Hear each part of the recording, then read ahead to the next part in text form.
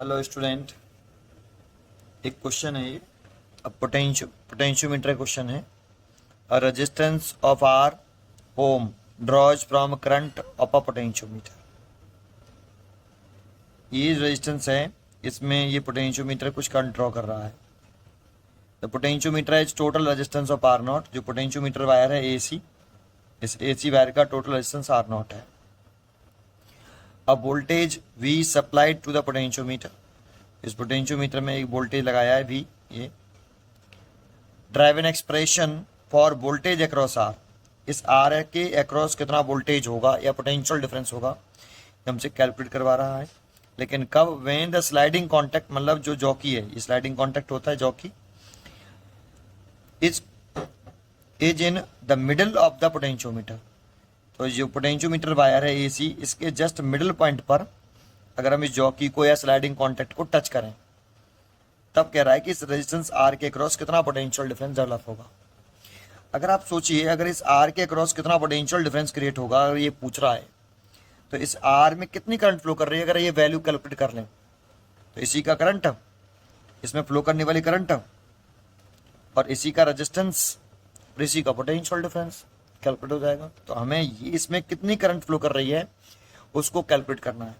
तो उसे कैसे कैलकुलेट करेंगे? तो देखो, ये एक ही बैटरी लगी हुई है यहाँ पे ये, और इसको लिख सकते हैं हम टोटल पोटेंशियल डिफरेंस। इसका जो पॉजिटिव एंड है वो डायरेक्टली ए से कनेक्टेड है, और नेगेटिव एंड डायरेक्टली सी से कनेक्टेड है। इसलिए आप total potential difference between points आप इसे लिख सकते हो A and C, A and सी। अब यहां से जो करंट निकलेगी आई, ये टोटल करंट होगी। ये देखो, तो हमारे पास फॉर्मूला होता है V is equal to I R. तो I इज इक्वल टू लिखें तो V ओवर आर। अगर हम यहाँ पर ये टोटल पोटेंशियल डिफरेंस है, ये टोटल पोटेंशियल डिफरेंस है, तो यहाँ ये टोटल रेजिस्टेंस होगा और ये टोटल करंट। आपने फॉर्मूला भी पढ़ा हुआ, total current I is equal to total EMF लिख सकते हो ओवर टोटल रेजिस्टेंस। और इस सेल का इंटर रेजिस्टेंस के बारे में कोई जानकारी नहीं है, तो जो सेल का अगर इस वाले इस जगह पे इंटर रेजिस्टेंस की कोई जानकारी नहीं है, तो V इज इक्वल टू कितना होता है, E माइनस आई आर। और इंटर रेजिस्टेंस देर नहीं रखा तो V और E बराबर होंगे। अगर R0 रख लें तो V और E बराबर होंगे। EMF ही कह सकते हो आप। इस terminal maximum terminal potential difference है ये मैक्सिमम टर्मिनल पोटेंशियल डिफरेंस है ना।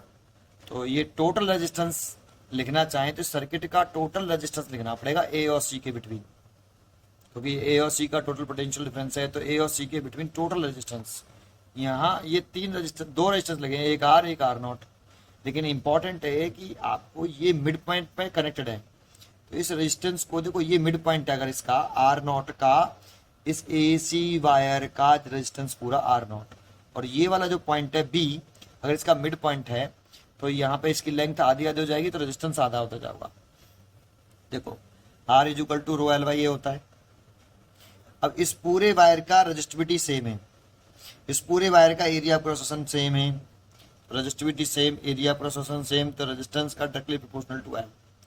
अगर हम यहाँ मिड पॉइंट पे देखें तो देखो, इसको रीड्रॉ कर सकते हो आप ऐसे कि ये V है आपका, और जो रेजिस्टेंस वायर है AC, इसे हम दो पार्ट में ब्रेक कर सकते हैं। एक पार्ट ये हो गया और दूसरा पार्ट ये हो गया। तो इसमें क्या किया हमने, इस वायर की लेंथ को आधा कर लिया है। तो देखो, यहां से ये वाली लेंथ जो होगी वो L/2, और ये वाली लेंथ भी L/2, क्योंकि B मिड पॉइंट पर टच किया हमने AC वायर के। सो लेंथ आधा तो रेजिस्टेंस भी आधा, और रेजिस्टेंस आधा तो ये R0/2 हो जाएगा, और ये रेजिस्टेंस भी R0/2 हो जाएगा, और ये इस तरीके से इससे कनेक्टेड है। तो आप इसको रीड्रॉ करके ऐसे कनेक्ट कर सकते हो। ये B पॉइंट है, और ये A पॉइंट है, ये C पॉइंट है, और ये पॉजिटिव एंड है, ये नेगेटिव एंड है, ये B है। तो आप ऐसे बना सकते हो। देखो इसको आप R ऐसे। अब इससे क्या होगा कि आपको यहाँ से टोटल करंट जब चलेगी आई, तो आपको इसका टोटल रेजिस्टेंस कैलकुलेट करना है। अगर आपको ये टोटल करंट कैलकुलेट करनी है तो उसके लिए आपको सबसे पहले टोटल रेजिस्टेंस निकालना पड़ेगा, और टोटल रेजिस्टेंस निकालने के लिए इसका सीरीज पैरेलल कॉम्बिनेशन कर लीजिए जैसे करते हैं नॉर्मल। यहाँ से करंट आई यहाँ ये दो पार्ट में डिवाइड होगी, तो लेट कर लेते हैं कि इधर I1 गई तो इधर रिमेनिंग जाएगी I माइनस I1। अब ये I1 ऐसे आ रही है तो यहाँ तक I1 आई, और इधर की तरफ ये दोनों मीट कर जाएंगी तो अगेन इसमें कितनी हो जाएगी, I हो जाएगी और वापस I। तो बताओ ये दोनों रेजिस्टेंस किस कॉम्बिनेशन में है, हमें सर्किट का टोटल रेजिस्टेंस निकालना है। अगर हम सर्किट का टोटल रेजिस्टेंस निकाल लें तो टोटल ईएमएफ हमें मालूम है V, और टोटल करंट कैलकुलेट कर सकते हैं I कितना है, यहाँ से ये करंट कितनी है ये निकाल सकते हैं सबसे पहले, है ना। निकालनी तो हमें ये I1 है, लेकिन उससे पहले हमें I निकालना पड़ेगा। तो I निकालने के लिए हमें पूरे सर्किट का टोटल रेजिस्टेंस चाहिए इस फॉर्मूले के लिए। तो टोटल रेजिस्टेंस निकालने तो देखो ये दोनों किस में है, पैरेलल कॉम्बिनेशन में। हम लिख सकते हैं ये वाला रेजिस्टेंस, ये वाला रेजिस्टेंस और ये रेजिस्टेंस। तो इसको लेट कर लेता हूँ R1 और इसको लेट कर लेता हूँ R2। तो लिख देता हूँ R1 and R in parallel combination, है ना ऐसे। और पैरेलल कॉम्बिनेशन में है तो आप इसका इक्विवेलेंट रेजिस्टेंस निकालिए, R डैश मान लीजिए, तो 1/R1। R1 कितना है, R0/2। R0/2 कहाँ बन जाएगा, ऊपर, प्लस 1/R। यहाँ से आप R0 एलसीएम लीजिए तो ये 2R हो गया, प्लस ये R0 हो गया, ये 1/R डैश। तो आप यहाँ से कैलकुलेट करके जब R डैश निकालेंगे तो ये हो जाएगा R0 divided by 2R plus R0। अब देखो इन दोनों का कॉम्बिनेशन करके जब एक हो जाएगा तो नया जो डायग्राम बनेगा आपका वो कुछ इस तरह से बन जाएगा।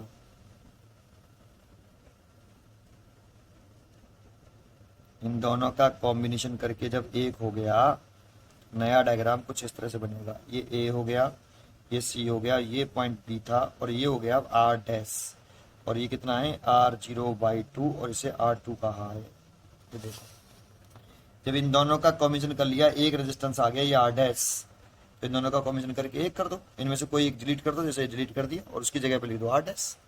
आपका डायग्राम ये नया बन जाएगा ऐसे। अब ये करंट ऐसे आ रही है I, ये पॉजिटिव टर्मिनल और ये नेगेटिव टर्मिनल, ये B, और ये I ऐसे।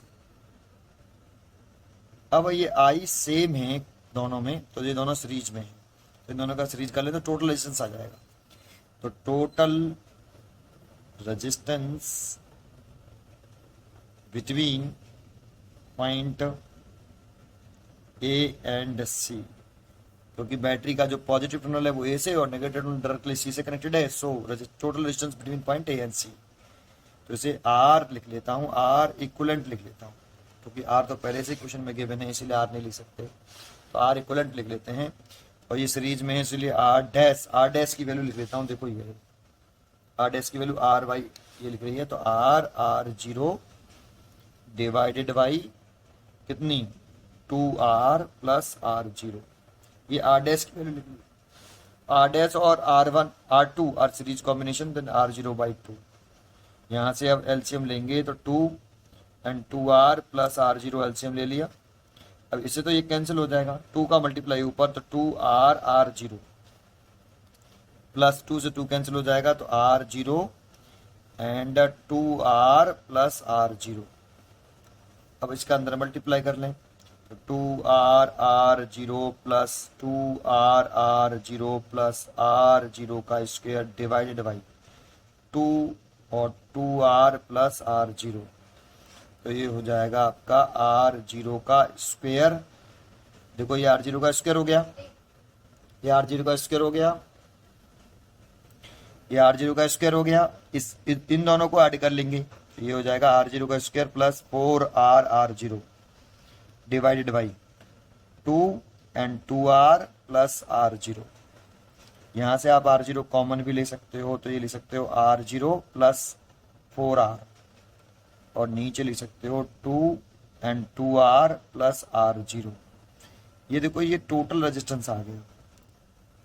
अब जब टोटल रेजिस्टेंस निकले आया तो इस वाले फॉर्मूले से टोटल करंट निकाल सकते हैं, ये वाली करंट, ये वाली, ये I कितनी है, तो total current, total EMF upon total resistance, तो टोटल करंट नाउ आप टोटल करंट निकाल सकते हो। तो टोटल करंट आई बराबर टोटल वोल्टेज तो कितना दे रखा है वी, ये देखो वी, ये दे रखा है वी, मैंने लिख दिया total V over total resistance ये दे रखा है, निकाला मैंने। तो इस आर इक्विवेलेंट की वैल्यू जब यहाँ रखेंगे ये वाली, तो आर जीरो और आर जीरो प्लस 4R, और ये वाला जो डिवाइड में आएगा दैट मीन्स ये वाली वैल्यू ये ऊपर पहुंच जाएगी।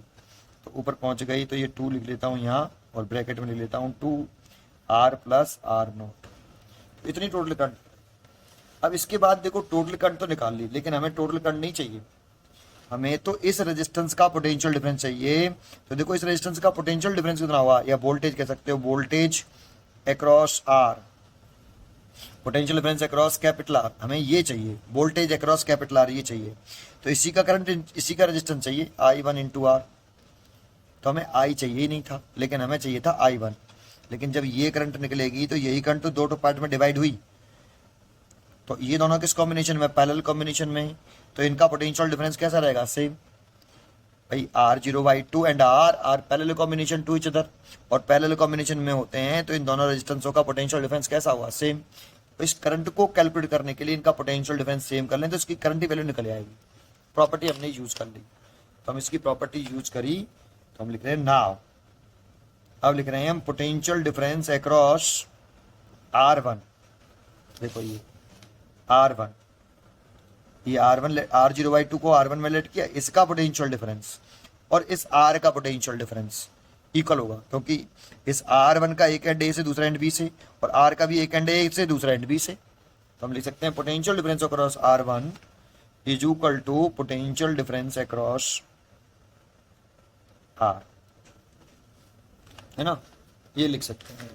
और अगर ये हमने लिखा तो देखो पोटेंशियल डिफरेंस अक्रॉस R1 लिख रहे हैं, R1 तो सारी चीजें R1 की, R1 में ही फ्लो करने वाला करंट, R1 का ही रेजिस्टेंस, तो R1 में कितनी करंट फ्लो कर रही है, R1 में करंट फ्लो कर रही है I माइनस I1। अब लिख सकते हो I minus I1 into R0/2, R1 की वैल्यू है R0/2, देखो R1 की वैल्यू है R0/2, करंट इंटू रेजिस्टेंस, ये R1 का पोटेंशियल डिफरेंस हो गया। और R का पोटेंशियल डिफरेंस लिखें तो I1 इंटू R, तो इसका पोटेंशियल डिफरेंस लिखें तो I1 इंटू R, 15 मल्टीप्लाई कर लीजिए, I R0/2 minus I1 R0/2 is equal to I1 R। इसको इधर ले आइए और कॉमन ले लीजिए क्या, I1, तो यहाँ से तो ये I R0/2 हो गया इज इक्वल टू, इसको इधर ले आएंगे और I1 कॉमन ले लेंगे, तो ये R प्लस R0/2, यहाँ से 2 LCM लगा लेंगे हम, देखो इसमें 2 LCM लेंगे तो 2R प्लस R0 हो जाएगा, है ना, LCM ले लें 2। तो देखो इसको अगले स्टेप में लिख रहा हूँ यहाँ, देखो मैंने पहले ये इधर था I R0/2, है ना, तो I R0/2 लिख लेते हैं यहाँ पर, I R0/2 is equal to, और इधर अगर 2 LCM ले लेंगे हम तो ये हो जाएगा 2R प्लस R0, तो कितना हो जाएगा I1 2R plus R0 divided by 2, ये हो जाएगा। और हो गया, तो देखो 2 से तो 2 कट गया, ये I की जो वैल्यू हमने देखो यहाँ निकाली, टोटल करंट ये रही, ये वाली, इस टोटल करंट I की वैल्यू मैं यहाँ पुट करने वाला हूँ, यहाँ I की वैल्यू पुट कर रहा हूँ। तो I की वैल्यू देखो मैं लिख रहा हूँ 2B है, तो I की वैल्यू लिख रहा हूँ 2B है, और एक है R, कितना है 2B है और 2R है प्लस R0 है डिवाइडेड बाई, I की वैल्यू पुट करें 2B 2R प्लस R0, और नीचे कितना है R0 प्लस ब्रैकेट में R0 है, फिर R0 प्लस 4R है, और ये तो I की वैल्यू हो गई मल्टीप्लाइड बाई R0, देखो ये R0 भी है, ये रहा R0, है ना, ये I की वैल्यू पुट कर दी, ये वाली तो I की वैल्यू पुट हो गई, और ये R0 ऐसे कैसे उतार लिया, इज इक्वल टू ये I1 और ये हो गया 2R प्लस R0। देखो 2R0 से ये कट गया एक तो, और R0 से ये R0 कट गया, तो सो I1 निकले आया आपका 2V divided by R0 plus 4R। देखो इतना करंट निकले आया।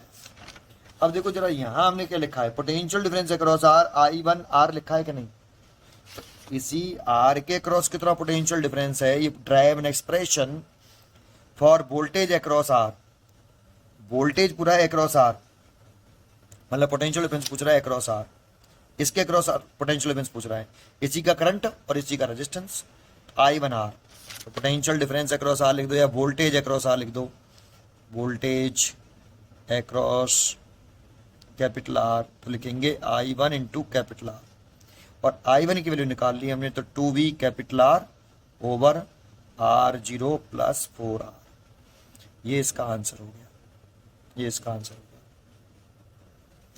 ये बहुत ही इंपॉर्टेंट क्वेश्चन है, ये CBSE बोर्ड में 2014 में, 2017 में और NCERT का सॉल्ड एग्जाम्पल है ये, तो NCERT में जाके देखोगे तो ये सॉल्ड एग्जाम्पल मिलेगा आपको, ठीक है। तो ये क्वेश्चन मैंने आपको कराया, मैं पोटेंशियोमीटर के भी बहुत सारे क्वेश्चन कराने वाला हूँ, एक एक करके कराऊंगा, ठीक है। पढ़ते रहिए और खुश रहिए।